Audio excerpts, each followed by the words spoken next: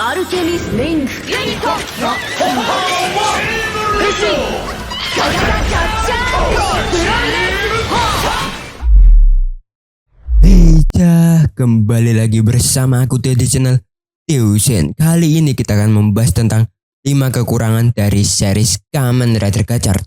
Kurang bagus apa sih bang series Kamen Rider Gachard itu?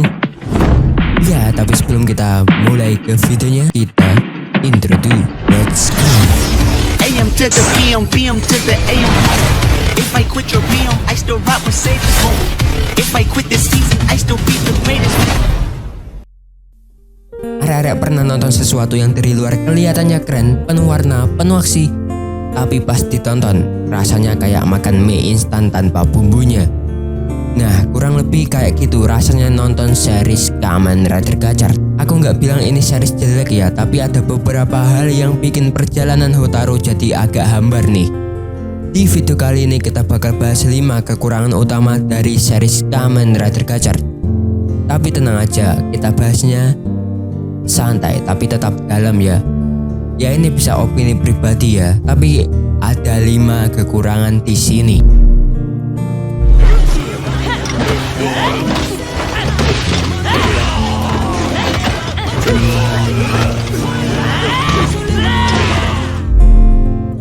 Pertama kita ngomongin soal MC ya, yaitu Hotaru.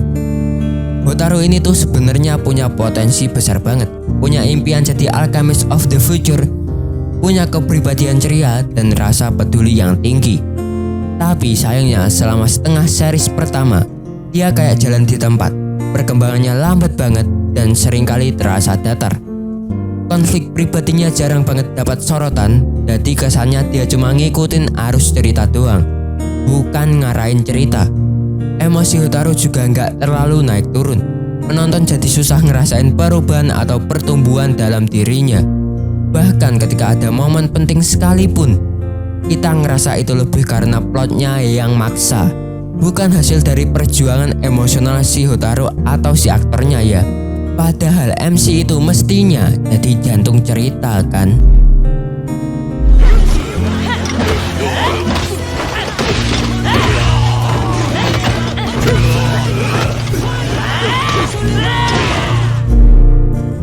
Kita lanjut ke bagian yang harusnya bikin deg-degan nih, yaitu villain.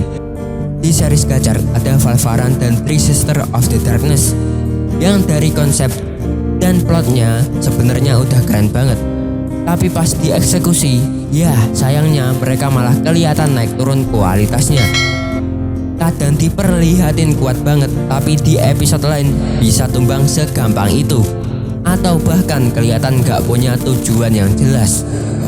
Yang paling disayangkan tuh Wildra ya, villain utama yang munculnya telat banget dan motivasinya agak kurang. Karena dia datangnya di akhir-akhir, penonton gak sempet ngerasa tekanan atau ancaman besar dari awal. Akibatnya klimaks cerita jadi terasa buru-buru dan kurang nendang nih.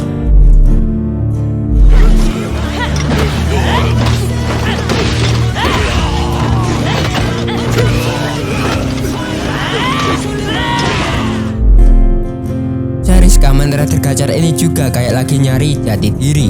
Mau serius tapi ada banyak komedinya, mau gelap dan filosofis tapi dikasih filler konyol. Jadi ton ceritanya naik turun, gak jelas mau kemana.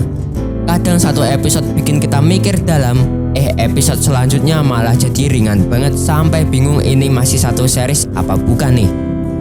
Beberapa episode penting kayak perubahan baru atau flashback masa lalu harusnya punya build up yang kuat. Tapi karena sebelumnya kita disodorin episode filler yang kurang nyambung, momentumnya malah hilang nih. Alhasil penonton bingung, ini ceritanya fokus kemana sih sebenarnya? Ke dunia alkemis dan pertarungan moral, atau cuma ngumpulin kartu kemi aja nih? Bingung kan jadinya penonton itu, ceritanya mau kemana?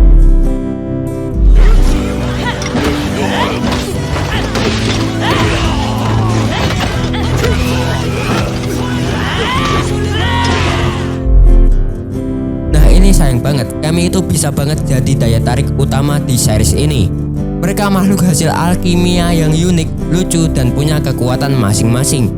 harusnya bisa kayak Pokemon atau Digimon gitu, punya hubungan emosional dengan MC-nya atau Hotaru ya. Tapi yang terjadi malah sebaliknya. Kebanyakan kami cuma numpang lewat, diperkenalinnya sebentar, ditangkap, terus hilang dari cerita. Gak ada koneksi emosional antara Hotaru dan kaminya, kecuali mungkin beberapa kayak Hoppawan ya. Jadi ya kesannya mereka cuma jadi alat tempur aja, bukan bagian dari dunia yang hidup. Padahal ini potensi besar banget buat eksplorasi cerita dan memperkuat world building.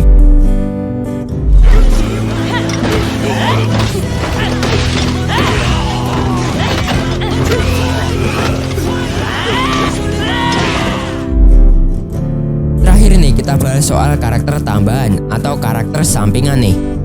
Rinne Kudus, Spanner sama Supama itu punya sifat dan latar belakang yang menarik banget. Tapi entah kenapa mereka kayak cuma figuran premium aja. Spanner misalnya harusnya bisa jadi rival yang kuat buat Hotaru, tapi malah sering diem dan gak punya arc yang solid.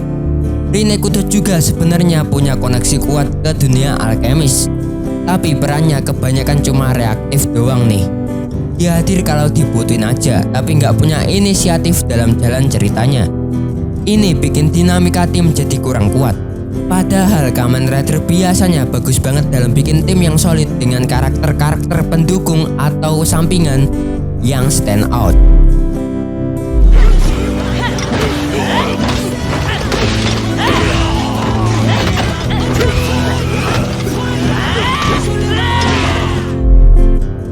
Secara keseluruhan, Kamen Rider Gachard punya ide besar dan visual yang memanjakan mata. Tapi sayangnya terlalu banyak potensi yang gak dimaksimalkan nih. Dari si MC yang kurang berkembang, villain yang gak konsisten, tempo cerita yang kacau, sampai konsep kemi dan karakter pendukung yang gak digali lebih dalam nih. Hasilnya, series ini jadi agak nanggung sih. Bukan berarti series Gachard nggak layak ditonton ya, masih ada momen-momen seru dan cerita yang menarik nih.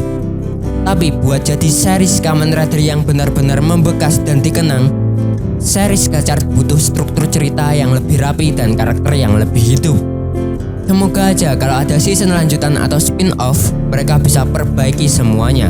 Ya itu adalah kesimpulanku buat 5 kekurangan dari series Kamen Rider Gachard. Gimana nih menurut kalian? Ya sebelum kalian komen, bang itu kan sudah ada spin-off-nya atau lanjutannya. Ya memang betul, tapi masih ada yang kurang aja.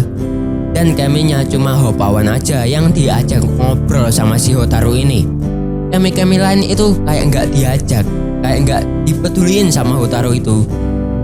Nah menurutku itu aja sih. Dan di movie-nya yang berfokus ke itu Bang Bengkel istilahnya, ya memang ceritanya fokus ke sana, tapi aku belum nonton. Ya segitu dulu untuk video kali ini. Jangan lupa subscribe agar kalian tidak ketinggalan video terbaru dari channel ini. Like kalau kalian suka, dislike kalau kalian jelek, dan share video ini. Follow aku yang ada di sini. Jangan lupa senyum hari ini. Wassalamualaikum and dah.